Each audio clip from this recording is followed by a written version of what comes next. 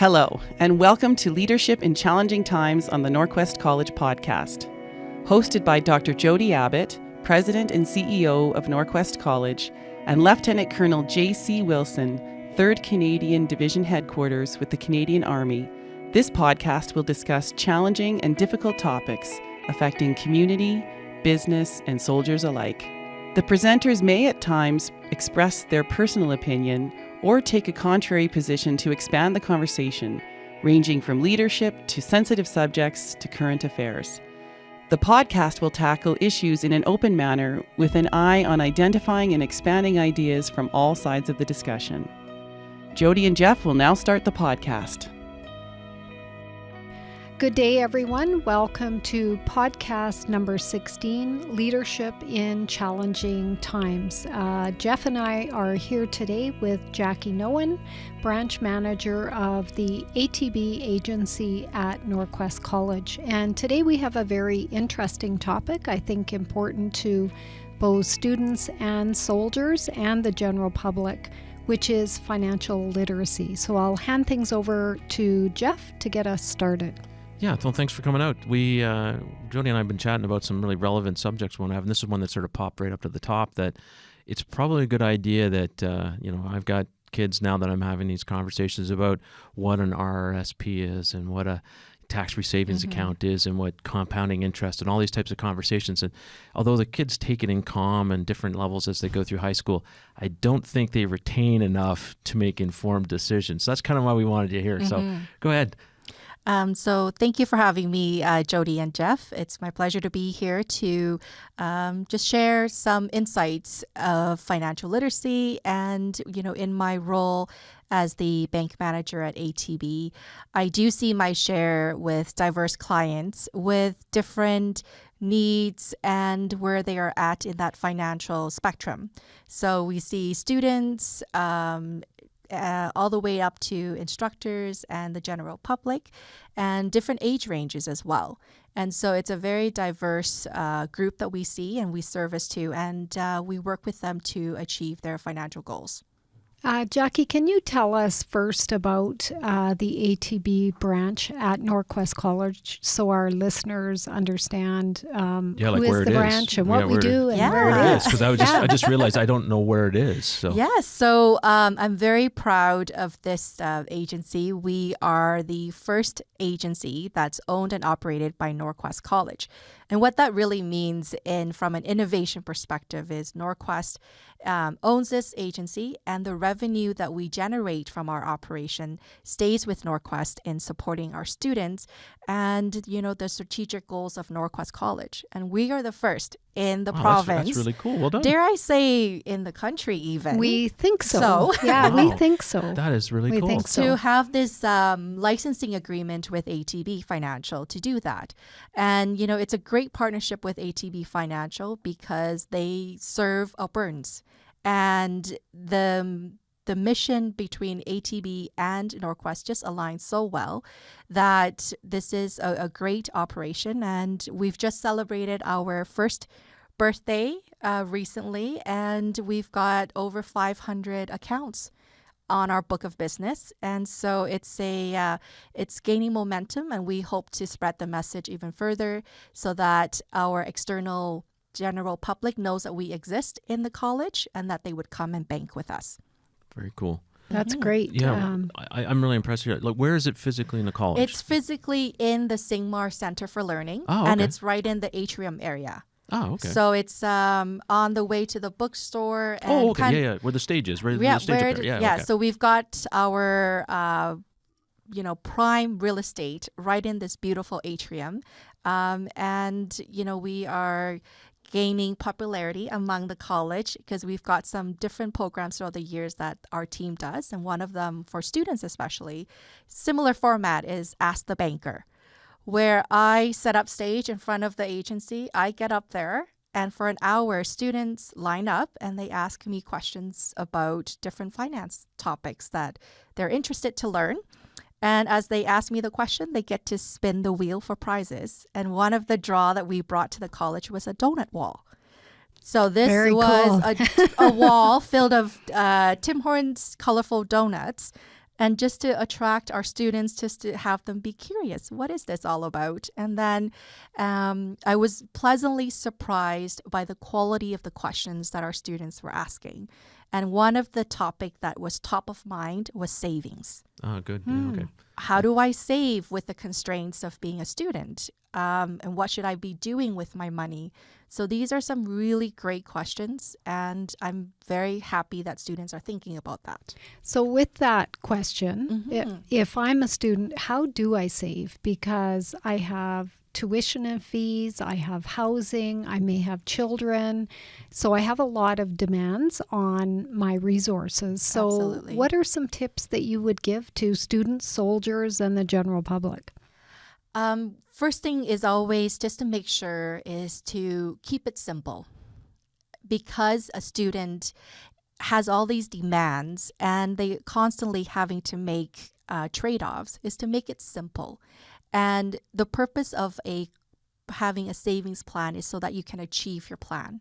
So setting something just as small so that you get into the habit. It's really the habit that needs to change.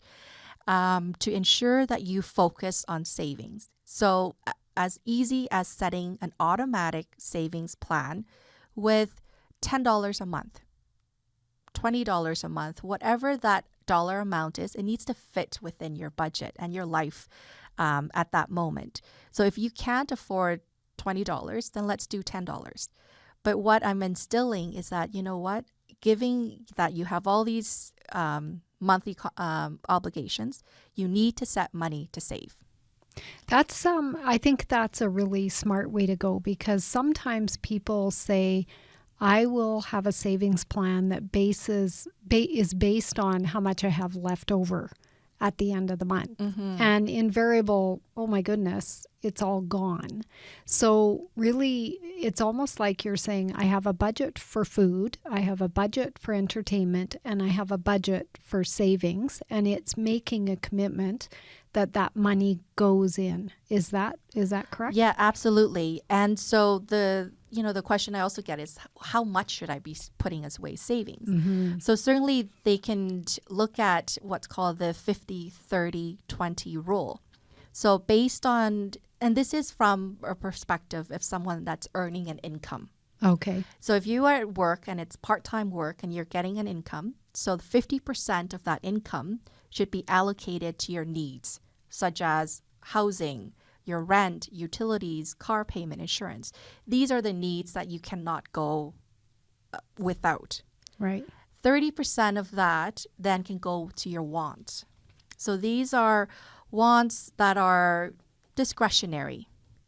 So then if you needed to upgrade your cell phone bill to have an unlimited plan because you only have a phone, you don't use the laptop, then that's a want.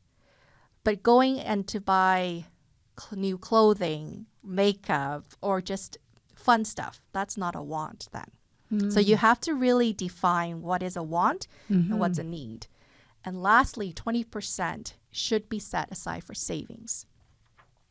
And so like I said, this rule 50-30-20 is for people that are earning an income.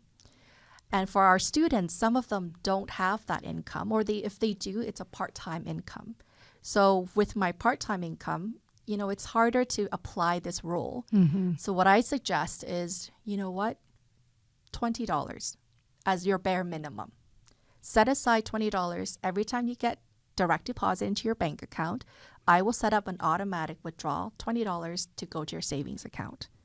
That way you don't have to think about it. It's automatic, it's done for you. And then the goal is not to touch that savings account. So I encourage them not to have it linked to their bank card so that when they're going shopping, knowing, hey, I have $100 in my savings account, I want to buy this thing, it's a want, then I'm just making it a little bit harder for them to access their money. So then hopefully that instant gratification they can delay and look at the long-term savings. And I think that's kind of important. Like one of the observations I made when I've been on exchange with American units is that I would say if you took Canadians and Americans, they have a bit more of a culture of savings. I don't feel quite the same in Canada that we have a culture of savings. Because even some of the young soldiers that I was with in the headquarters or in the unit, like they all had savings, they had investments and stuff like that. And that really struck me in the 2 times I've been on exchange that they really, for whatever they do different, they teach that culture of savings. And I think sometimes in Canada we don't. We maybe use different words to describe it. It's not an ingrained, sort of lifestyle criteria that you need to save.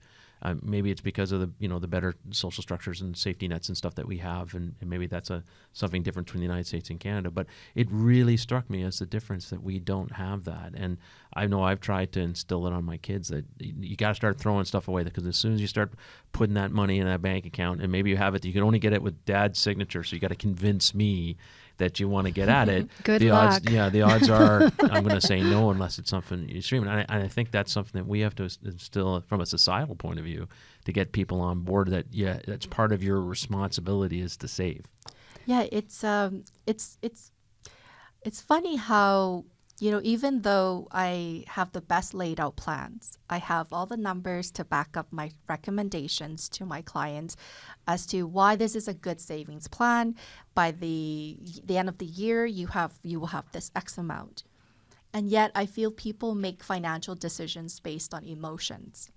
So it's not always based on facts. And so there are times where, a lot of my time is actually spent understanding my clients.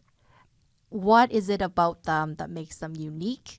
What are some of the things and the goals that they want? And what are some of the, obstacles getting in their way? Because the best banker will spend a majority of the time getting to know the clients, so that by the time that I recommend a savings plan, I've already made sure that all of the objections that I foresee the clients giving me, I can overcome that. And it's about building relationships. They're sharing with me the most intimate financial information that I have the privilege of accessing. Not even their spouse or significant others have access to this. And they share with me, some of the most intimate information. And so I feel very privileged. And so with that, I make sure I give them great advice. But with that great advice, I really need to understand them. And it's about emotions. It's about, this client, what is it about his relationship with money that is preventing them from saving? And maybe it could be something that they were taught or not taught at a young age, Right. or they observed something from their parents.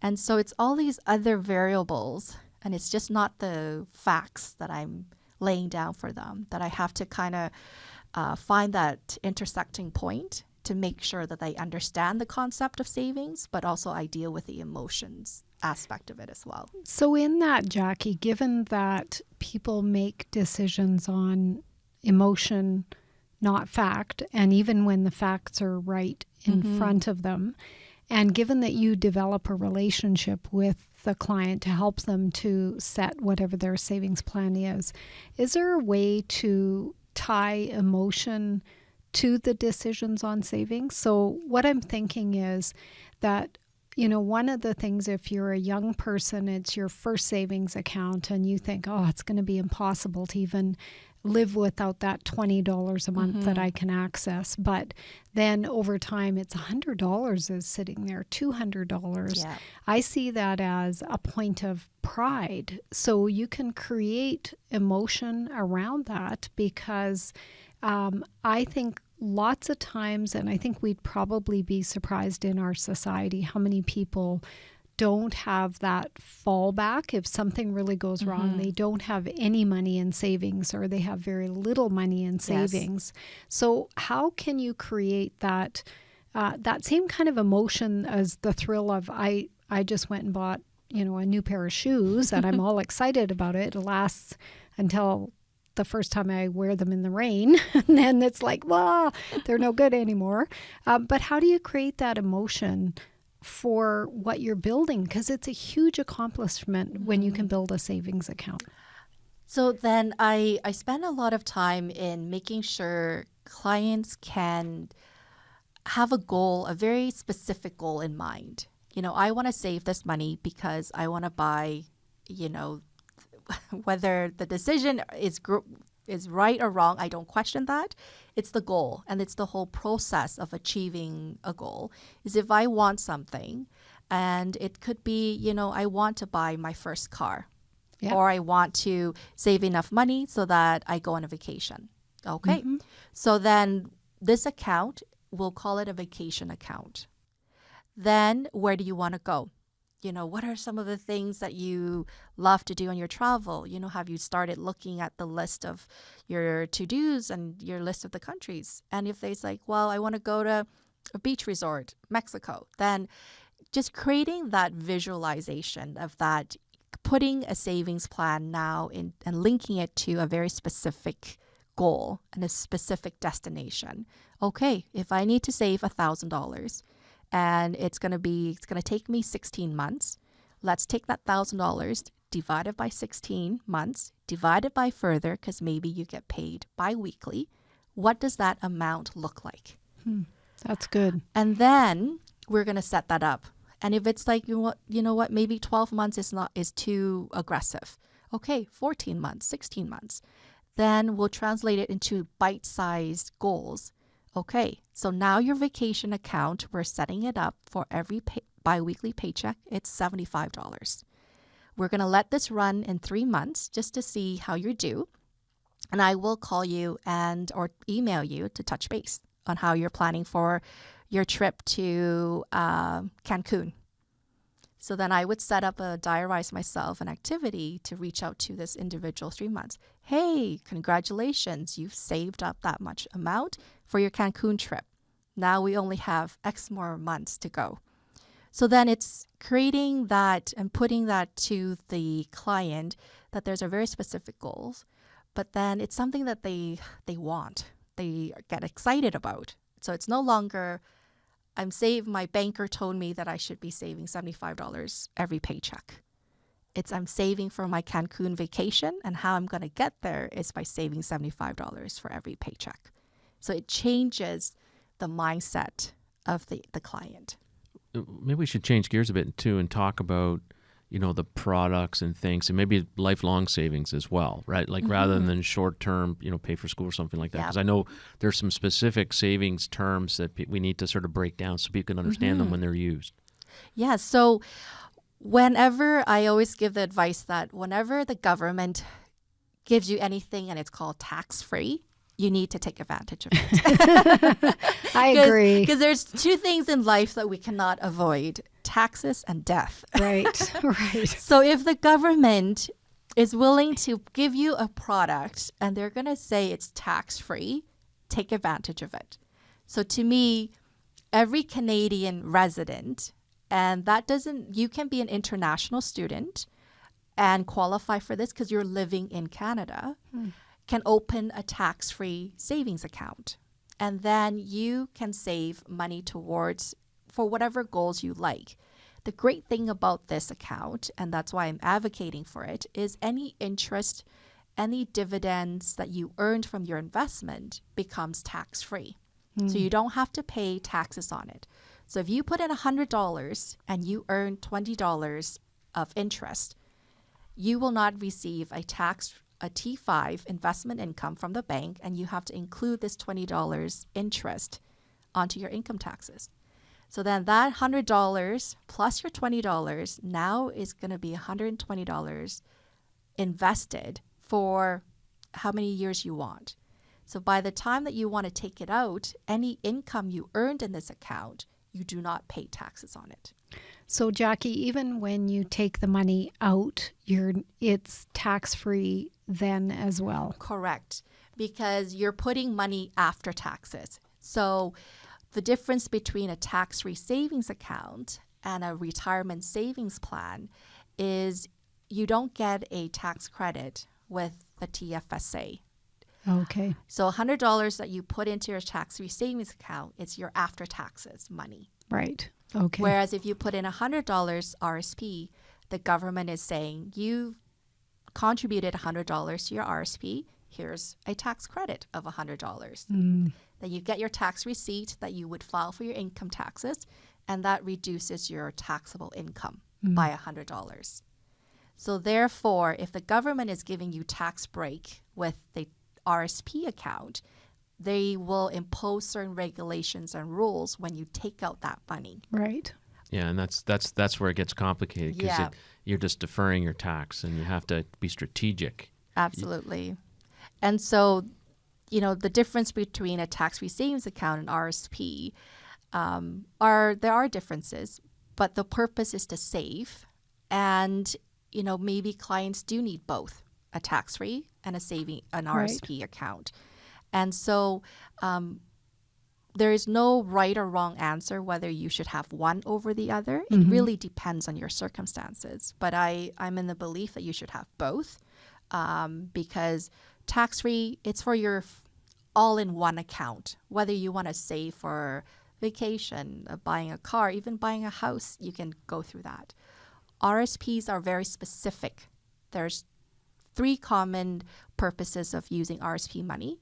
The main one is retirement. The second one is where you can withdraw money if you are a first-time home buyer. And so the government gives allowance that you can take up to $25,000 that you've saved up in RSP as to buy your first home. But you have to pay that money back throughout 15 years because the government still wants you to be able to have money for your retirement. And lastly is for a life learning plan. So if later on, if you wanted to pursue education again, you can use your RSP money to fund that education. But and do you pay it back? And you still have to pay it back. Because ultimately, the reason government offer RSP is to help Canadian have a retirement income. Right. So if you take it out, it's a temporary taking money out to finance your education or buying a house, and you have time to pay that money back. Right. Would you agree with the statement? Like I always sort of present the information that TFSA is like a super savings account.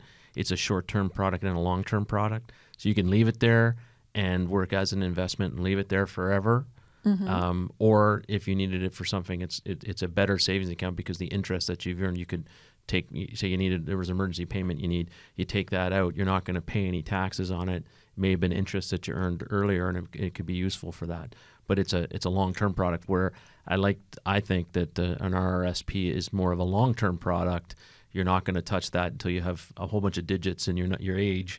That's when you start talking about an RRSP. So one of them is a long-term product, one term is a short and long-term product. Would that be fair to say? Yep, that's absolutely very fair. And so, and I guess that's why you kind of need both, because right now, short-term TFSA might work. RSP is for a long-term investment strategy.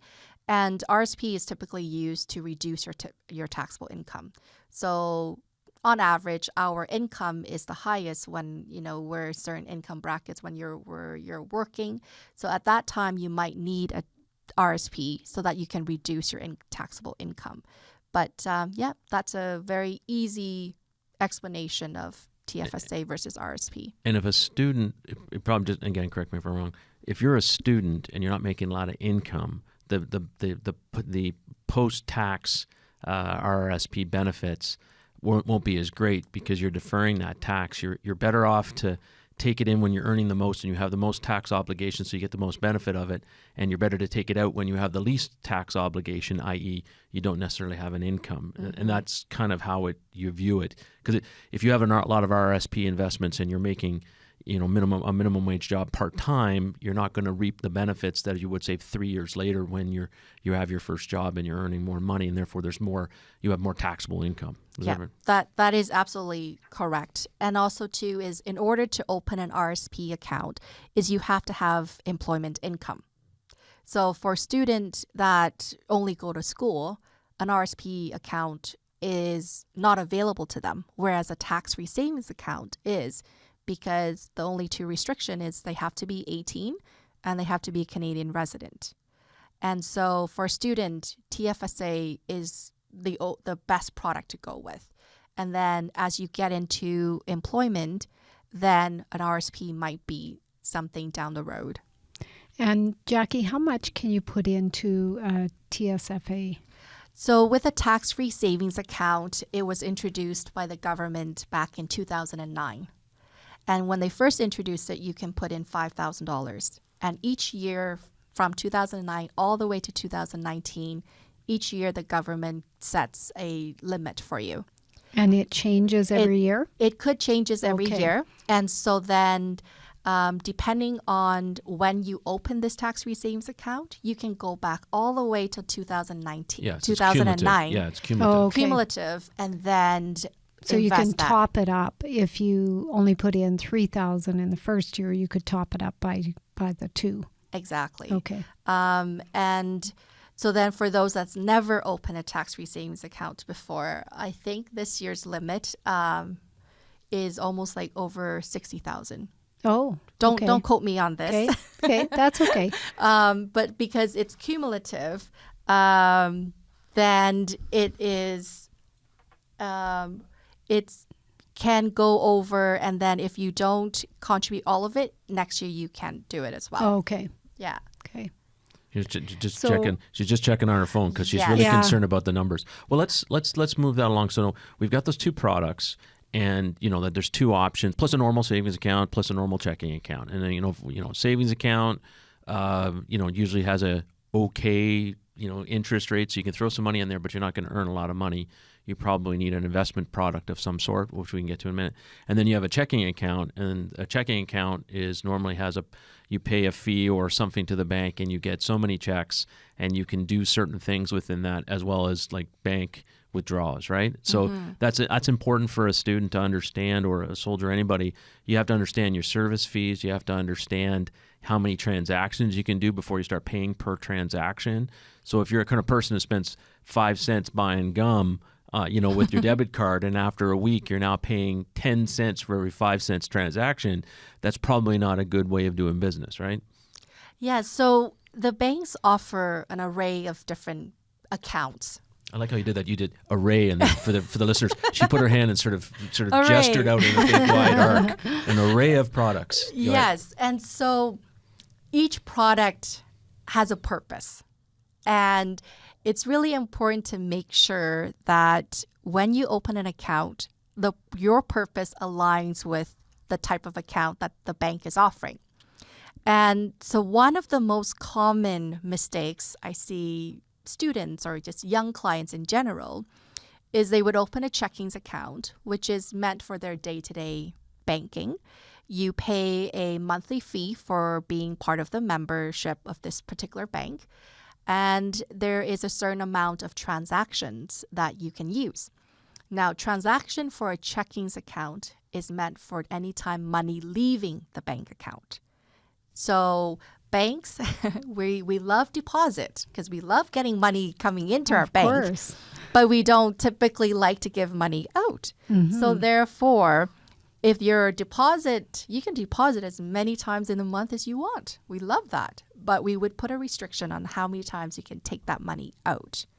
So then depending on how you do your day-to-day banking, maybe an unlimited bank account makes sense. Because if you're like me, I don't carry cash whatsoever. I use my bank card, I tap, I would go to Tim Hortons, and for $2, I would still tap. So then having a bank account that restricts the amount of transactions will not make sense. So even though the banks will offer you, because of regulatory compliance, they have to offer you certain different options, by choosing a monthly plan that's cheaper does not always mean better, because then you're going to go over your transaction limit and you end up paying a lot more. So this is partly why it's important to get to know your banker and for the banker to get to know you, because if I go in thinking, well, this is the cheapest account to have, but I go to Tim Hortons 5 times a day, Yes. that's where I need to tell you that story so that I get the right product in the end. So this goes right back to what you said earlier on about you have an important role in getting to know the client so that you can actually, as a client, get the best service to meet your needs. For sure. And I look at it as a relationship. It's a two-way relationship. And all of us have relationships in our life. And we need to be able to share information so that the other individual can give us great advice. So it's not always if you're withholding information, or maybe I'm using the word withholding incorrectly, but if you're not being accurate of how you bank, if you're telling me, yeah, I will not be needing this bank account at all, and I only use it 5 times in a month to withdraw cash, and I'm always using cash. That might be the intention, but then you start using the bank account, and it's for convenience, you start using it more. Then it's going to cost you more. And then that's when you might feel that bank and you don't have a good relationship, because now I come in thinking I'm going to pay only $5, but now I see my fee and it's $15. Right. But at the same time, so it's a give and take relationship. Well, there's also limits on what you can withdraw sometimes too. I know my son, that caught him out. He had to do a repair on a vehicle on a trip and couldn't take that amount. So he had to basically take 3 days to pay it to get it out of the bank, because he had a limit placed on the vehicle, so on his card. And that's something you have to be cognizant of. He never even knew that was an issue. He does now. But I mean, it's something you need to know the product, know what your limitation, make sure it fits. I mean, ideally, you should never even notice it, because it fits perfectly. So therefore, you don't see these extra bills. You don't see these extra issues that come up. Right? Yeah, and I think definitely the onus is on the banker to make sure that we do a great job in our discovery meeting with the client, so that we address all of those things. How do you like to bank? Are you a digital client versus do you like to come into a branch? And, if you have to always pay your rent on your debit card, you're going to need a bigger limit to pay for your rent. Or are you a cash transaction client? So those are the things that we as banker need to really ask to understand our clients, to ensure that they have the right product. And, savings account, there's just an array of different saving vehicles that you can use to invest your money. And again, it always boils down to, what is that purpose that you want to save this money? Is it long term? Is it short term? And, how much risk you're willing to take. So you always hear, I always love how the conversations start. Well, my friend told me that I can get 8% on my investment, but you're only offering 2% or 1.5%. And then so it's like, you know what, let's dig a little bit deeper in that statement, because I do have investment that can make you 8%. I just can't guarantee it for you. Was that my husband talking to you? It might have been. But this is a really good conversation, because this, I was shaped by this when I was in school. That I had a teacher who, as a side, said, "Listen, I'm going to give everybody pretend $1,000." And he had a computer program where you invested your $1,000, and everybody got to fake invest it. And then during the year, we displayed how everybody was doing your investment, and you could sell and do all that stuff. And what was really funny was, years ago, I discovered I had bought Microsoft just because I had bought the software. And if I had actually done that in like the early 80s when Microsoft first came out and retained that little amount, sitting here. My future would have been very, very different. So that always stuck to me, that if you look at the long game, you look at a lot of that. But that's a really good exercise, is just to say, hey, listen, I'm going to pretend I got $1,000. I'm going to put it in there, and I'm just going to monitor it and see what it goes. So you can get a feel for, you can do really great, and then you look and go, I just lost a whole bunch of money. How did that happen? Then you read and go, oh, these guys didn't meet their earnings, or this didn't happen, and suddenly their value dropped by 10%. And you're like, and I think that whole education of understanding that's the insecurity that you're talking about, is that you could do real well in the long term, but you might not. But you need to understand savings, and to me, that's one of the things we could probably do a whole separate podcast. I think, just talking about how to invest your money. Because I think that's something that people need to get their head around and not be afraid of it. Because I think that's why some people don't do it. It's too much information. I can have stock, or I can have these other earning products that they have. I can't even think of the other ones. Mutual funds. Mutual funds. Yeah. That's what I was looking for. And you can get funky mutual funds and stuff that's got international content that doesn't necessarily meet the RRSP stuff, and you can be lost in it. But you need in time, maybe as a student, it's not really the right time you can dig into it, but you need to start learning that, because that is the language of savings in the long term. Yeah. But I would ask Jackie, it was just said that you need to learn it at some time.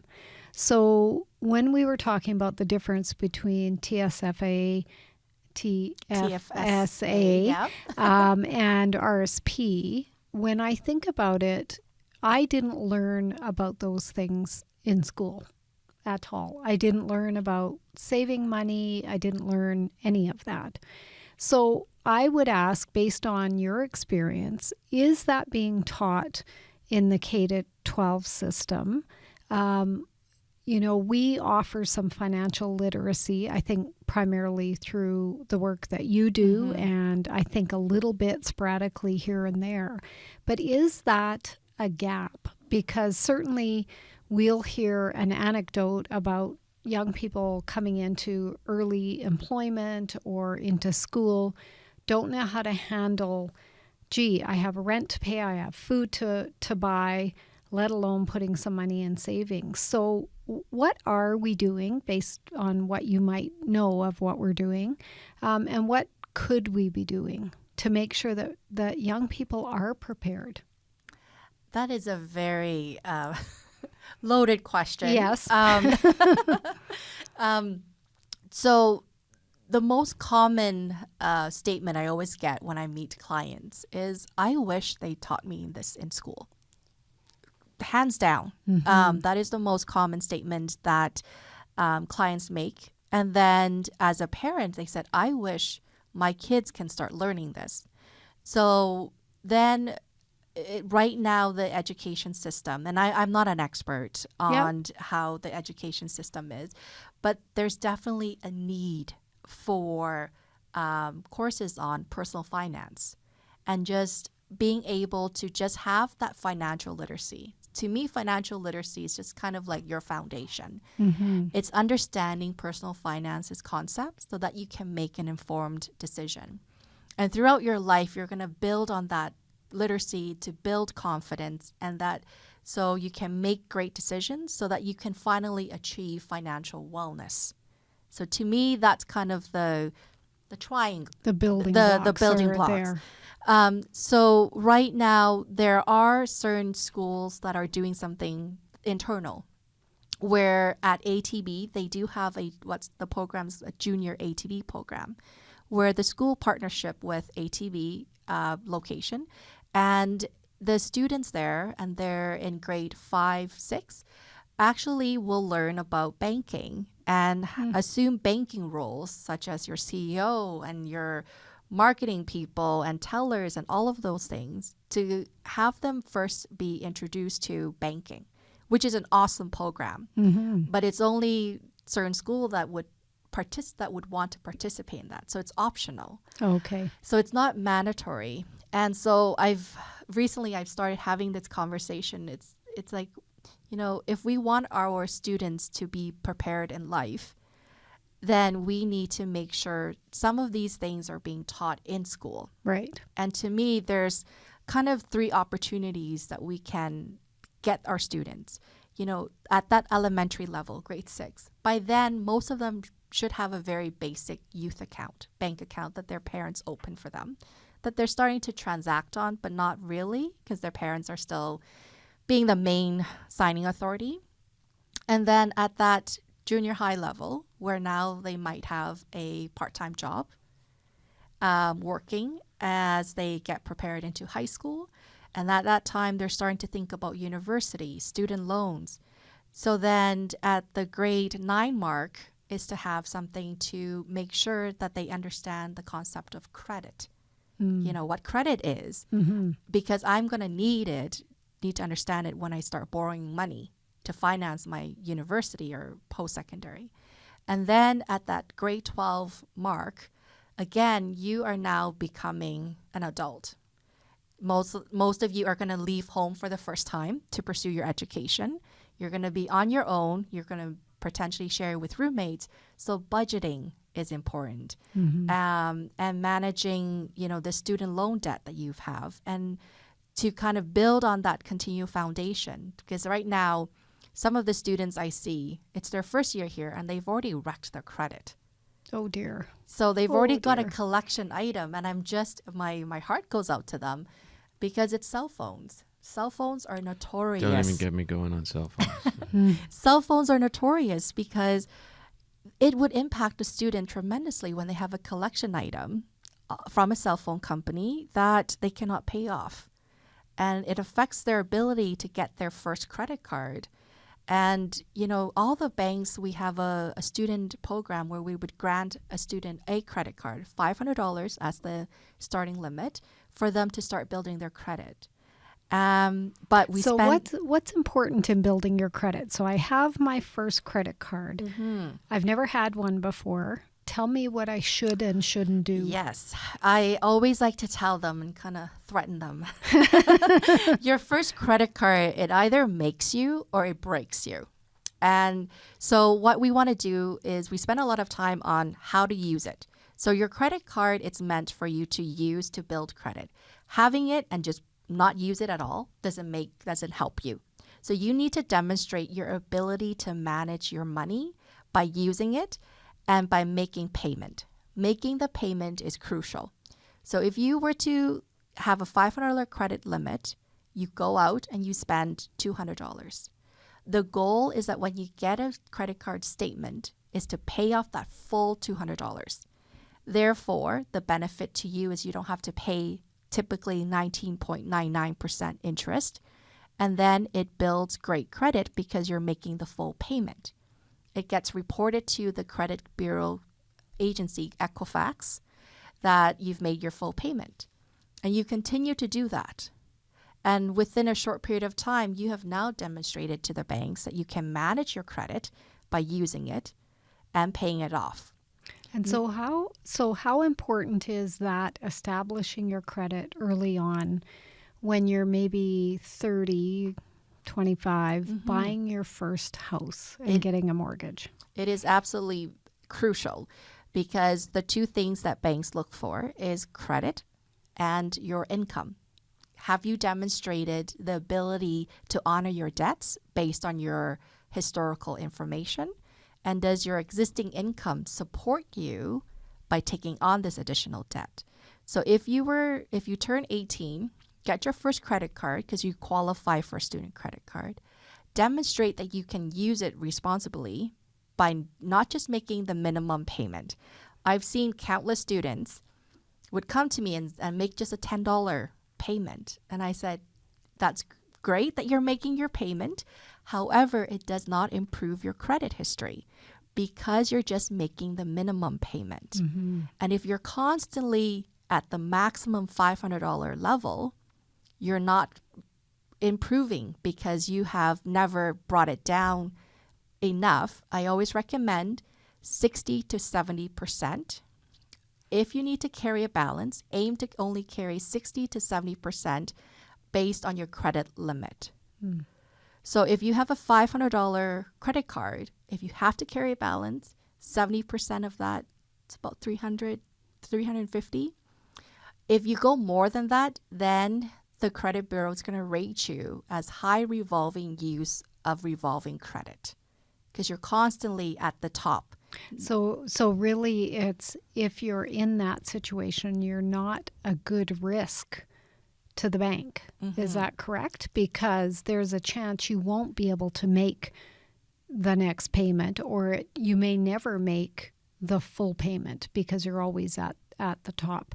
And that's, I think, an important distinction because some people, I think the word minimum, people think, okay, I only have to pay that $10 minimum every month and I'll be okay. And it's good education for people to understand, no, you should really be at 70 or full payment every month, because then you're building trust with a creditor that you're actually able to pay back what you have in essence borrowed.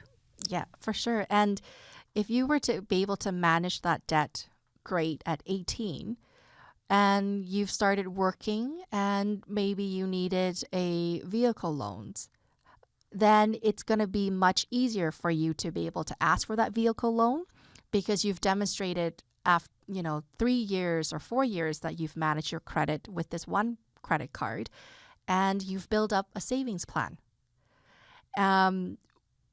What I often get to is students think that they have to have more than one credit products. So they would come to me and they say, I want a credit card. And I would ask them, what's the reason? My friend told me that it's better to get 2 credit cards than just one. And that's wrong. You only need to build great credit. You only really need a credit card for that age group. So there's misconception that the more credit I get, the better it looks for me. In actuality, it's actually harming you because every time you seek credit, there is a view of your credit bureau history, which actually will capture that history. And when we look at it, it's like, why are you going to 5 different places within the last 16 months and you're getting credit cards? Then to us, you're credit seeking. Even though you might not put a balance on it, but you're opening all these credit, and in total, if we total it up, you might have $50,000 exposed. And so then unsecured. it becomes a question of why are you seeking all of this credit opportunity? Yeah. In essence. And isn't some of it commercialism? I know that was one thing I've had to talk with my kids. You go to a store, you go to buy something, you can have our credit card and we'll give you this amount off and blah, blah, blah. And that's something you have to be aware of as a consumer, that is a product that people get paid to sell you. And so consequently, they'll make it so it sounds really good or offer you some deal. But the reality is, I think if you went shopping, you go to 3 or 4 different stores, you could, in theory, walk up with 3 or 4 different, customer credit cards based on those stores and stuff. So you have to be fairly guarded about that you don't want to walk away with a fistful of cards. And that's different from like a Canadian Tire card, where you get points. That's something separate. We're talking about a Canadian Tire credit card. We're talking about all these different places offer different credit cards if you sign up with a purchase. Yeah. And it's at the end of the day, it's still credit. And so every time you ask for credit, the credit grantor needs to check your credit bureau. And that's not good when you're constantly being checked, your credit worthiness. And so one of the things that I commonly see too is the Bay. So HBC, you always get these Bay days. You go in, you buy, and they say... I had a great church sale last night. 15% off. For the record, I bought 3 shirts at 75% off. But I digress. And did you put it on your Bay card? No, I'd use PayPal. But that's okay. So then they would offer you, if you were to apply to our Bay card today, not only do you get X amount off your purchase, and depending on the product, you might have interest free for a month for a year or something on appliances. Or even like something like that at Best Buy, Leon's, all of the furniture store or different stores, they offer you, and we classify that as retail credit. So it's still a type of credit card, but it's linked to a retail store. Those ones are notorious as well. Because if you forgot about, my interest period is coming due, and so the original intention was to get this money interest-free, you forgot the due date, and now the interest is now being charged, and it goes back to the date of the original purchase. So then the original intention is now gone. Right. Then you pay, but sometimes you owe a residual amount, and then you forgot about it because it's not something that you typically use. Then you have an outstanding item that's been now 30, 60, 90 days late in payment because you haven't paid it. And then that's not going to help your credit. No, and that's going to impact your credit. If I could just on this line, because I know you see them just driving down the street here, the payday loan type places. I've warned my kids, I will go grab every penny in my house to give to you before you go to those locations because of the absorbent costs that are associated, which are all hidden that you don't realize. Yeah. Payday loans, for some, it could work because of, for whatever reason that has led them to that point where they cannot go to a bank and be able to deposit their check and have access to the money right away. And this is where I'm kind of torn, because if I know that when we look at a check cashing transaction, we have to make a decision right then and there whether we would grant this client access to this cash and use it immediately before we actually get the money from the other bank. So in essence, we're granting credit at that moment. So we have to look at the history of the client's account. Do they typically deposit this check? Is this an employment check? Is this something that is part of their history that they do every 2 weeks? They come in and they do this. If it all makes sense, then we'll absolutely grant that credit right then and there. For some individuals, if they've never walked into a bank, this is their first time opening a bank account, we can definitely deposit the check, but we wouldn't be able to release that money for them. Till you know that the money is there. Yes, and then so that they need history to establish history with the bank. So then it's hard for some where, their rent is due and they need this right away. And I get it, because they've worked hard to get this money and they need it. At the same time, we also have to make a risk decision. And so payday loans, then those are the type of clients that they would get, is for to go and to get access to the money. We do definitely, depending on the circumstance, we'll do our best to make sure that as long as we verify this client does work here, and if it's a big, well-known company, then chances are the check is legitimate. So we do grant credit right then and there. I know that there's talks about, from at the regulatory level, is to shorten that processing time, that clearing time from one bank to the next, so that we don't need to hold 5 business days. Mm-hmm. Maybe we can just do 3, but it's more of a bigger infrastructure, how checks clear nowadays. Mm-hmm.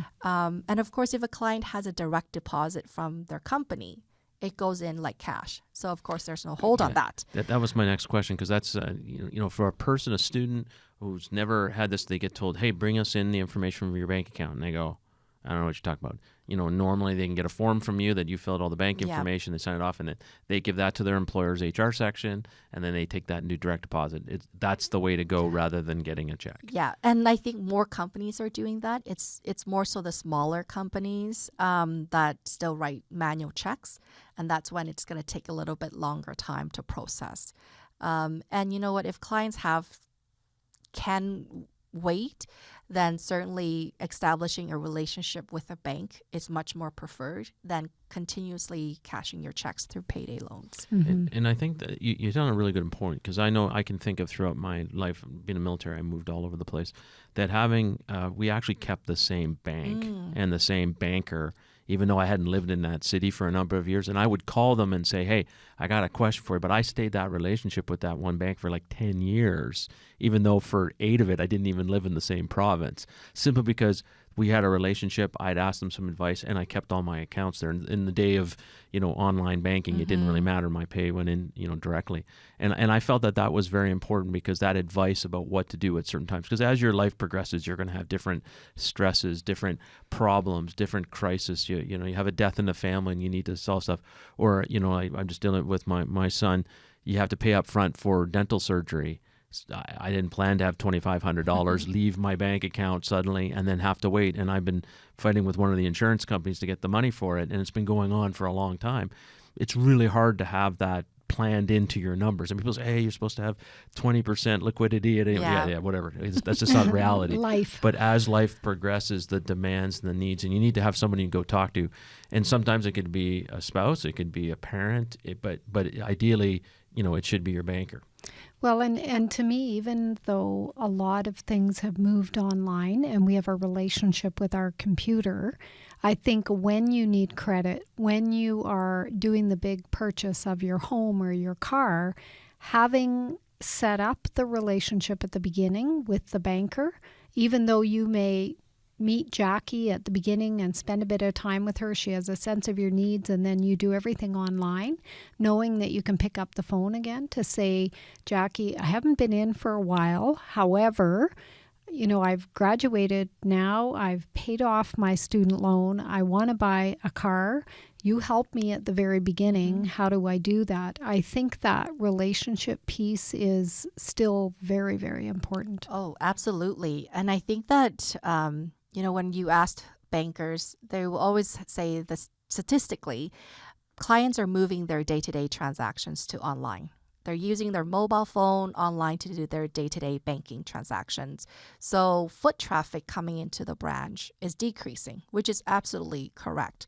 But when it comes to more complex financial decision, having a banker that you trust and have worked with over the years is gonna be the key in making sure that you have all the financial information to make an informed decision, and that there's someone there with you along the way, and that no technology at this point can take that away, that relationship Yet. away. Right. Yes. Yeah. We'll invent a robot banker at some point. You never Well, know. there are what's called robo advisors, where through a series of questionnaires, they would recommend what type of investments you should put in.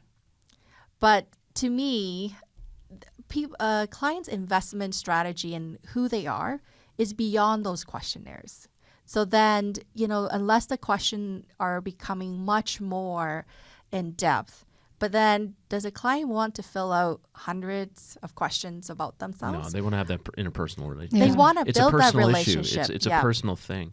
So in the last couple of minutes here, I think we need to have you back. First of all, I think Jody would agree. We got to talk about investments and investment products and stuff like that. We barely touched it, but I think to sort of round this one out, we should talk about you're having financial issues. You're having financial problems. What should you do? You wake up one day, you're feeling that stress. Hey, I can't pay the bills. I can't do something. You need to be proactive. And I think that's what we're going to come out and say is you need to be proactive. Don't wait until it becomes the problem where there's collection agencies and everything else. As soon as you realize you're in trouble, I think you need to go into your bank. You need to go talk to your banking advisor and have a conversation. Yeah, absolutely. Sometimes clients feel this sense of, I'm coming to an institution. I don't want to come into there. There's the sense of nervousness coming to a bank and saying, I'm in trouble and I need help. But in fact, you know what? That's what we're here for, is because from, perspective of just profit, for example, is we want clients to be able to continue to make their payments on loans and credit that they have with us. So from a profitability standpoint, it makes sense for us to continue that. But in a greater standpoint, from a social standpoint, is that we have fiduciary responsibility to our clients.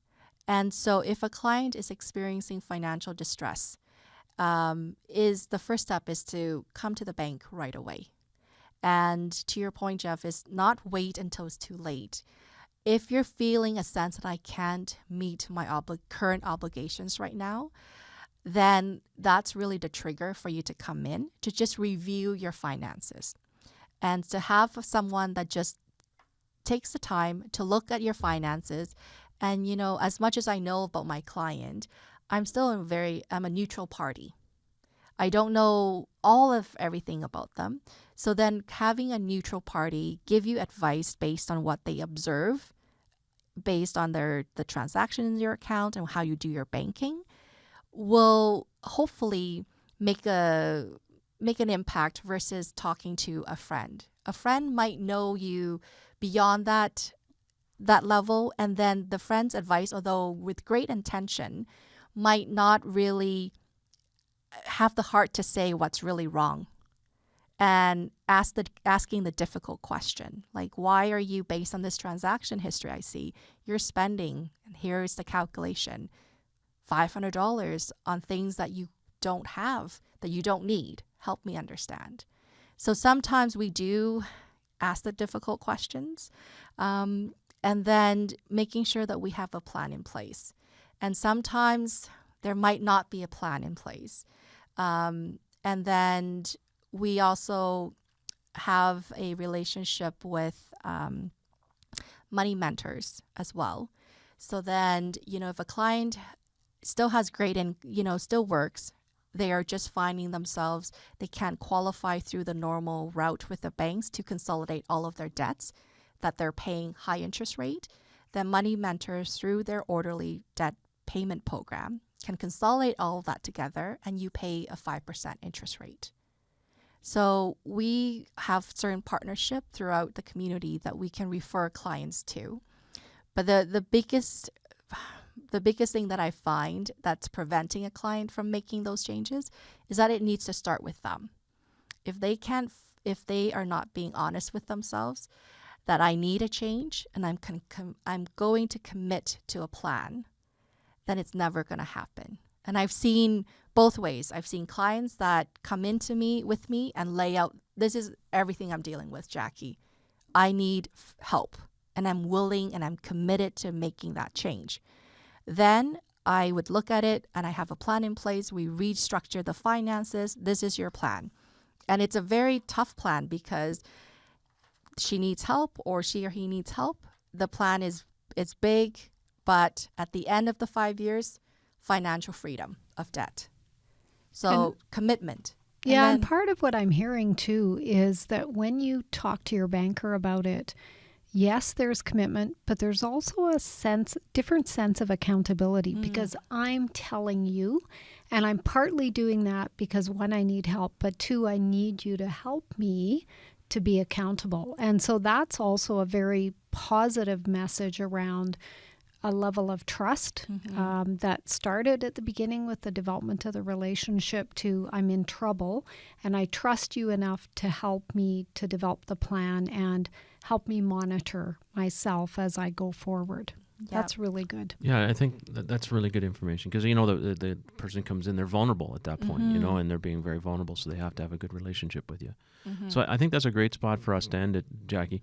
However, we will be having you back because I think I really would like to talk about investments because I think that's alien speak to most youth and young people, and we need to change that paradigm. Make it exciting, make it interesting, and understand it.